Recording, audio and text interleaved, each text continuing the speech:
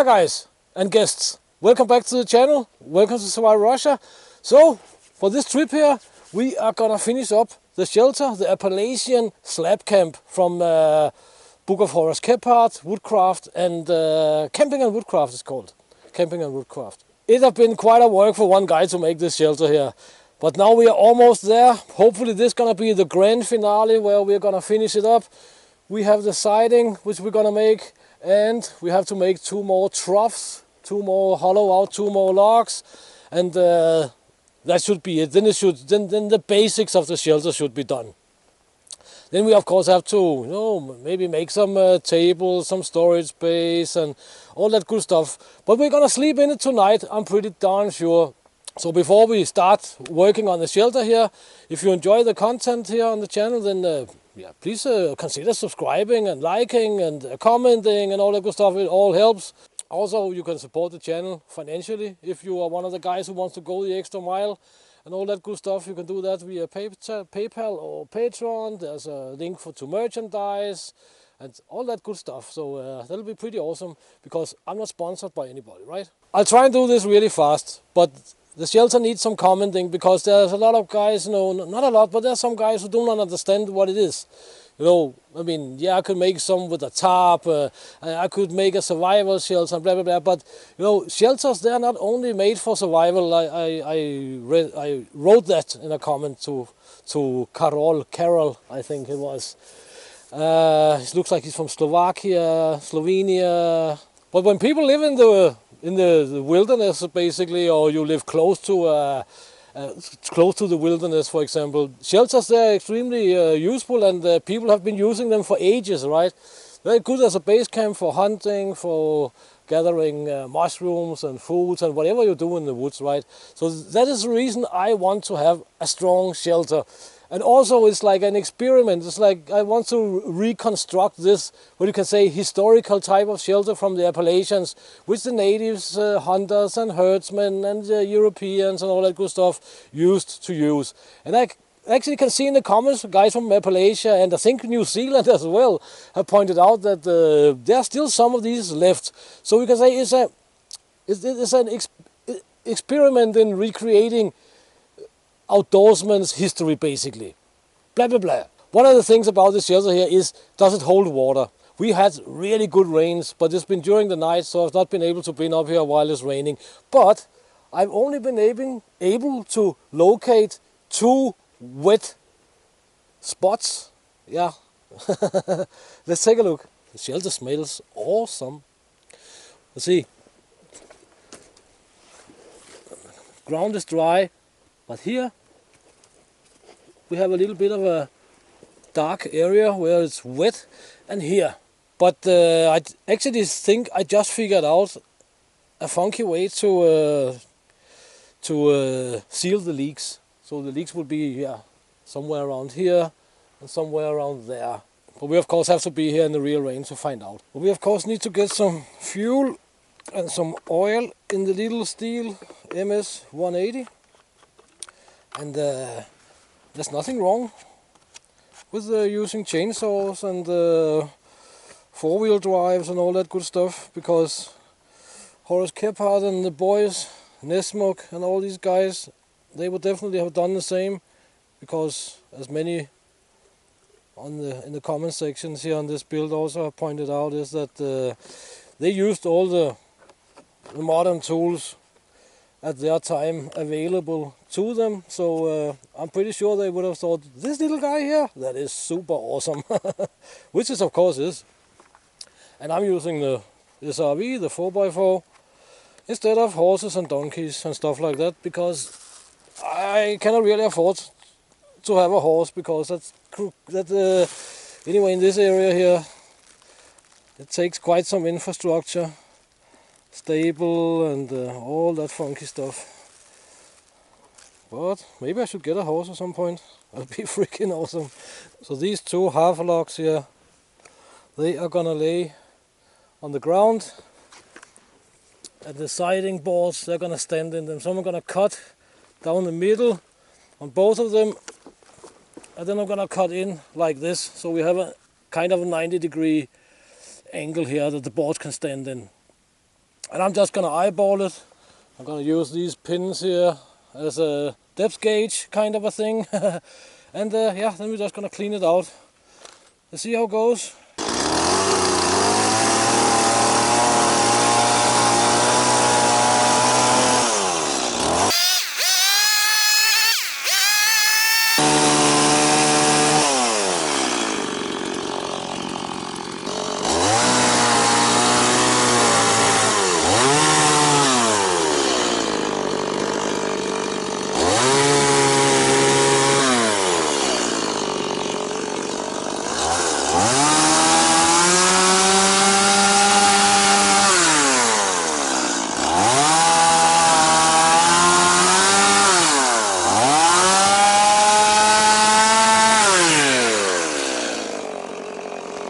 There we have the little fridge, and that was the first thing I did. It was to dump the food and my 2 small beers.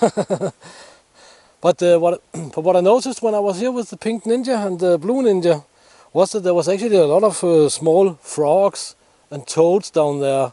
They've fallen into this hole, and of course couldn't get up.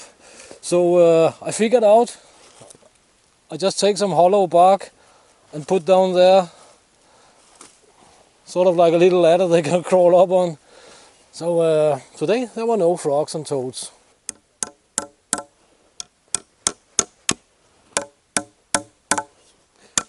I just need to keep my chainsaw out of these log dogs here.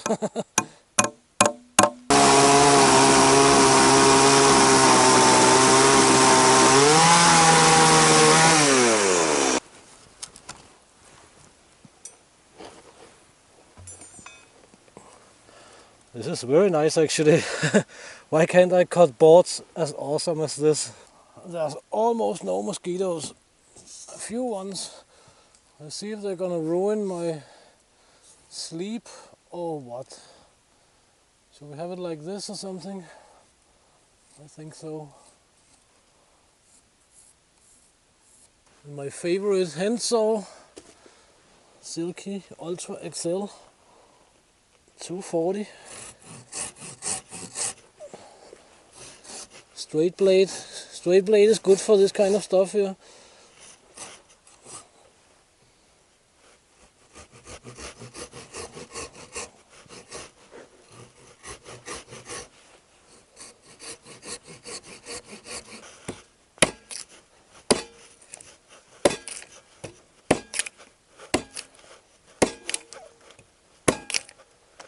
I need to flatten this guy here in this end. And I actually brought the Yakut knife with me since it now has a sheath. And I knew it would be handy as a plane because it's flat on this side here. So let's try and square it off a little bit. This is maple, it's not the softest wood in the world.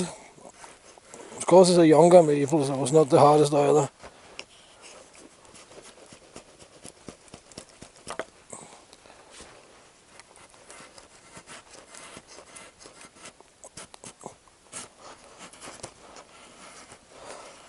I could do this with an axe, but I wanted to try the little Yakut knife here. It's doing pretty alright. I cut myself a little bit on the tip, I can see. I didn't even feel that. It's just a flesh wound. We just have to make a little notch down here.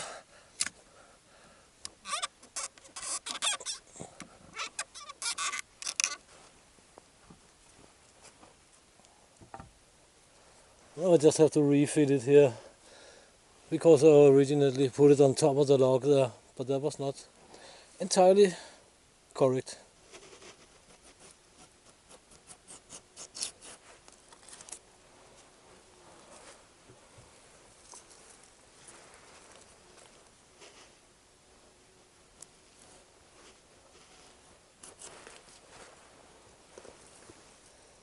Yeah, we don't have any fancy Russian super tent today.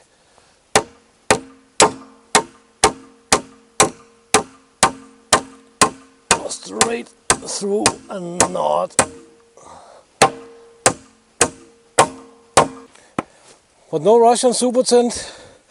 So I hope the mosquitoes are not gonna come out during the night.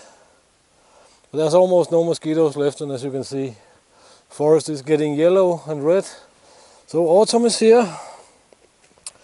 But we better crack on with it. Alright, so we made a little mock-up. I scribed up here approximately where they have to be cut. It doesn't have to be accurate because when they're in place and mounted on this support with screws, we are gonna cut it at about 10 centimeters below. Something like that.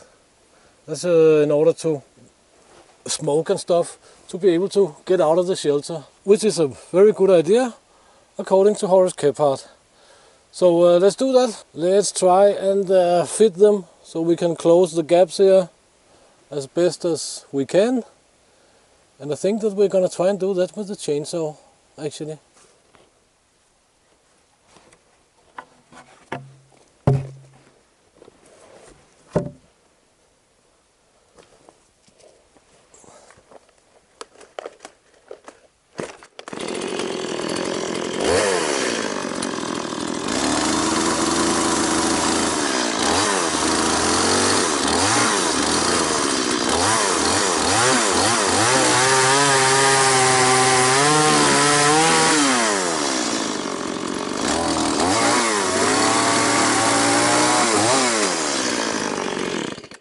Two first boards are in place.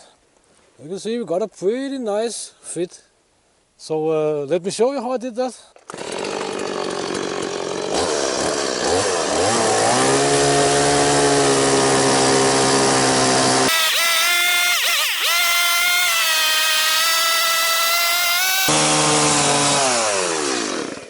It's a little bit dangerous down there because when you're cutting with the tip of the bar here, you are at the kickback zone, which is of course not so awesome. So caution have to be taken.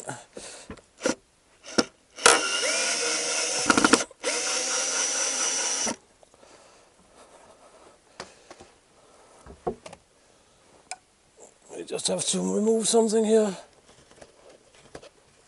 All right.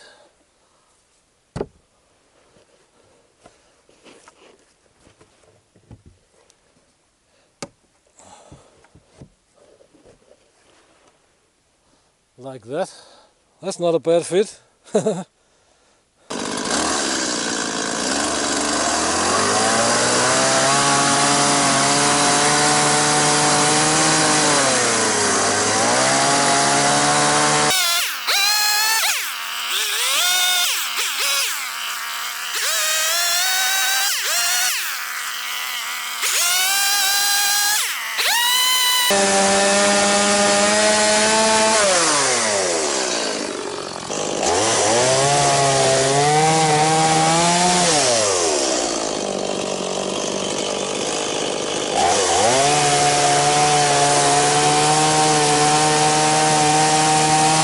Alright there guys, so one side of the shelter is done and it's also getting a little bit dark. Let's take a look.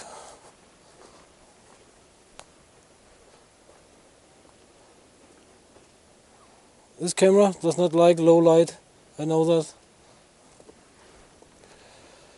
But I didn't manage to get it completely 110% dead knots straight on when I cut it here.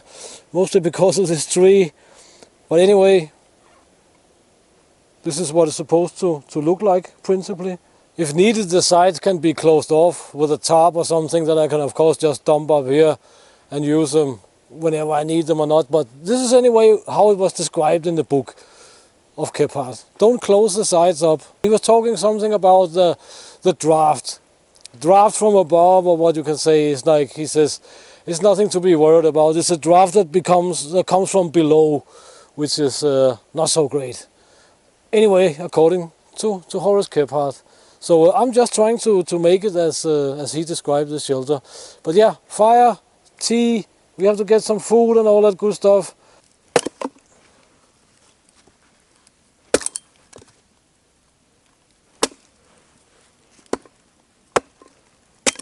So we are burning in our our teapot.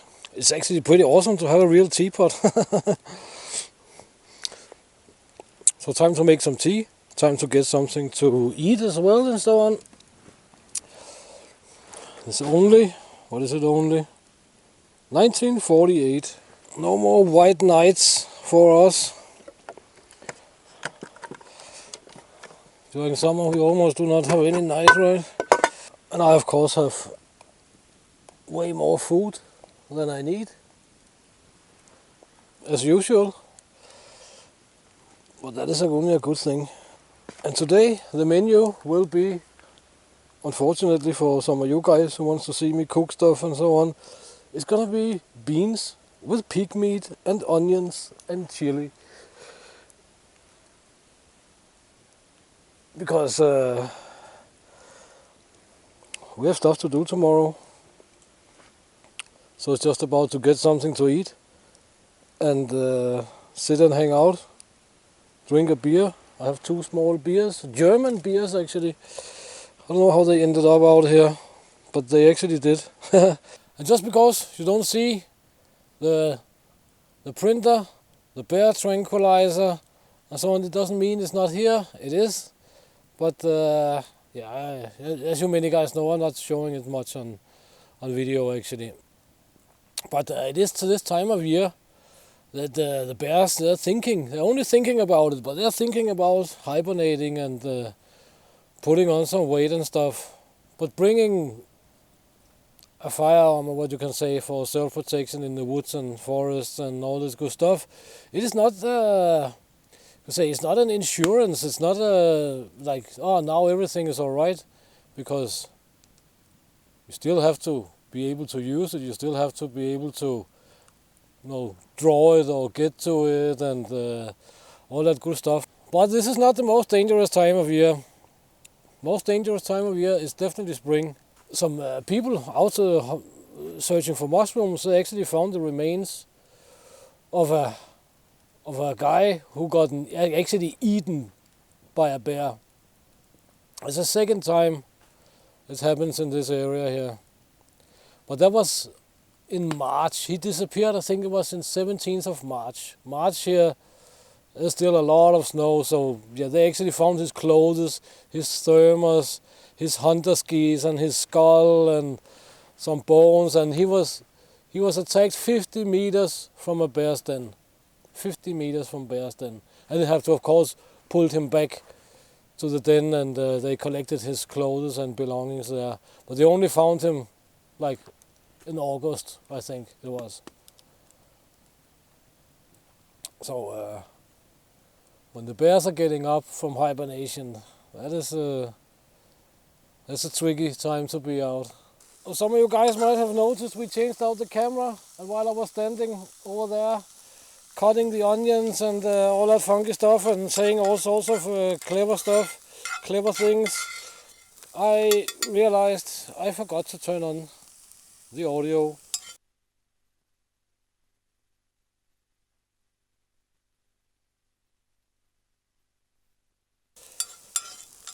That is not so awesome, but as I said, we're gonna eat beans and pig meat, and as I also tried to show you,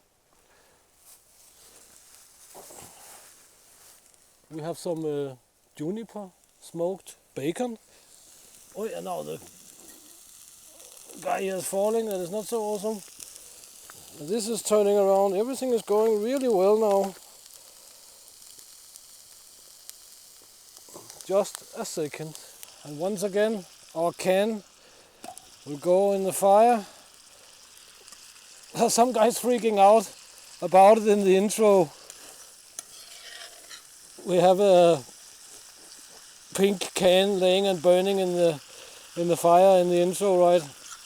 But it's a smart thing to do if you are in wolf bear country. For one, it burns out the scent of the food, right? And second of all, if you are a guy, I'll bring them back home, of course, but if you burn the can, the bear can, if you burn the cans, they will disappear, they will rust to nothing in about a year. well, it will take like, I don't know, 7-10 years at least if you don't burn them. So our little modest woodsman's meal is ready. Beans, bread, fresh tomatoes, fresh garlic, fresh beer, DAP, Dortmunder Export. I don't know what the Germans will say about this. DAP beer, vielleicht ein guter Tankstelle-Bier. But anyway, a little chili stew with some tomatoes and stuff, garlic and the beer. It's not bad at all. I bought them because they are 0.33 centiliters, like a normal beer should be in Russia. Many beers are half a liter, or 1.5, or 3 liters.